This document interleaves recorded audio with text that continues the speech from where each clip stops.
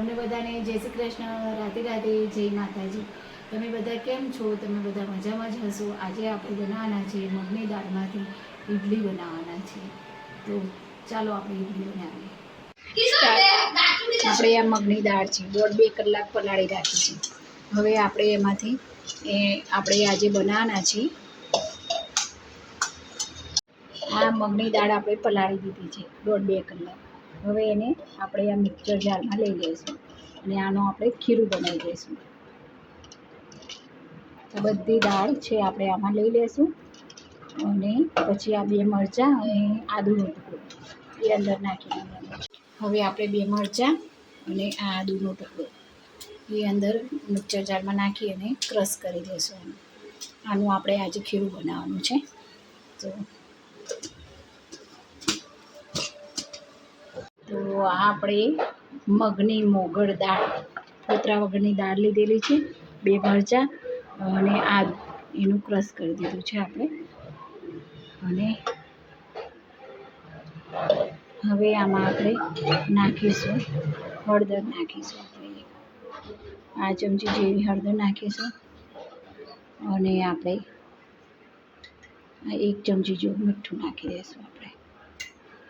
હવે પાણી રેડી અને મસ્ત આપણું ખીરું તૈયાર કરી દઈશું। હવે આપણું ખીરું તૈયાર થઈ ગયું છે। આને 5-10 મિનિટ માટે આપણે રેસ્ટ આપી દઈશું। તો 5-10 મિનિટ માટે રેસ્ટ આપી દઈશું। ખીરું તૈયાર થઈ ગયું છે, મગની દાળનું ખીરું। તો આપણે ઢોકળા બનાવવાના છે, મગની દાળના ઢોકળા બનાવવાના છે। તો આપણે થોડું તેલ લઈ લઈશું અને ડીશ ઉપર ગ્રીસ કરી દઈશું, એટલે કે સ્પ્રેડ કરી દઈશું, લગાવી દઈશું આખી ડીશ ઉપર। તો આપણે આ લગાવી દીધું તેલ। હવે આપણે આના અંદર નાખી દઈશું આ ખીરું નાખી દઈશું।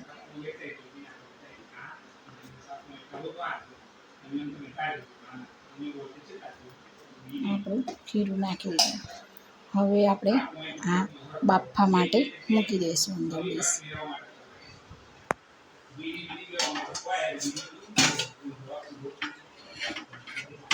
આપણે આમાંથી ઉતારી દીધા છે અને કટ કરી દીધા છે। આપણે ઠંડુ થવા દીધું 5 મિનિટ માટે અને કટ કરી દીધા છે।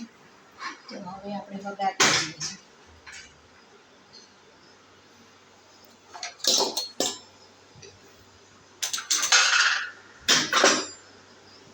બંધ કર। તો આપણે વઘાર કરી લઈશું। તો વઘાર માટે પહેલાં થોડું તેલ લઈ લઈશું આપણે। તેલ થોડું લઈ એમાં રાઈ અને તલ નાખી દઈશું।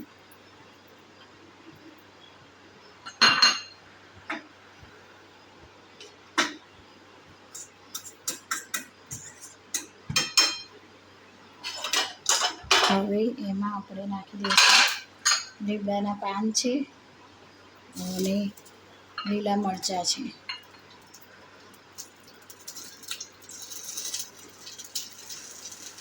એ નાખી દઈશું।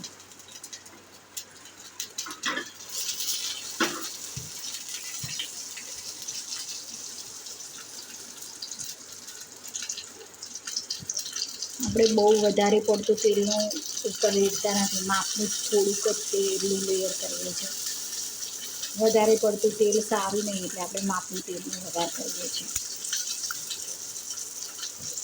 હવે આપણે ગેસ બંધ કરી દઈશું અને થોડા લીલા ધાણા ઉપરથી પણ નાખીશું અને થોડા આપણે નાખી દઈશું।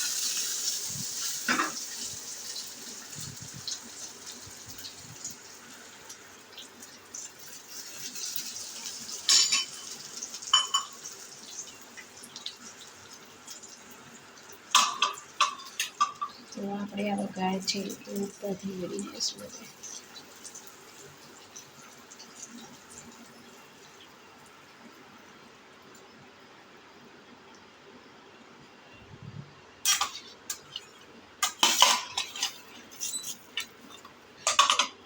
તો વઘાર આપણે રેડી દીધું।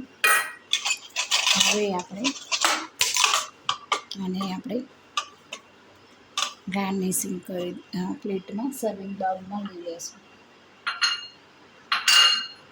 તો આપણો સર્વિંગ બાઉલ તૈયાર છે. તો એમાં આપણે લઈ લઈશું આ મગની. બહુ હેલ્ધી છે, ચોક્કસથી તમે બનાવજો, બહુ ખાવાની મજા પડી જાય છે. અને એકાદ કલાક દાળ માટે મગની મોગળ દાળ, ફોતરા વગરની દાળ, અને મજા પડી જશે તમને ખાવાની. ચોક્કસથી તમે આ બનાવજો ઘરે. અને બહુ હેલ્ધી બ્રેકફાસ્ટમાં પણ તમે લઈ શકો, સાંજે ડિનરમાં પણ લઈ શકો, અને લંચમાં પણ તમે આને લઈ શકો.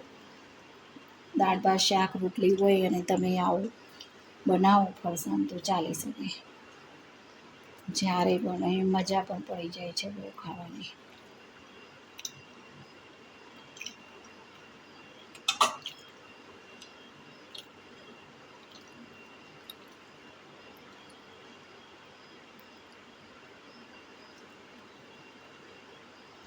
હા, મસ્ત મજાના આપણા ઢોકળા તૈયાર થઈ ગયા છે.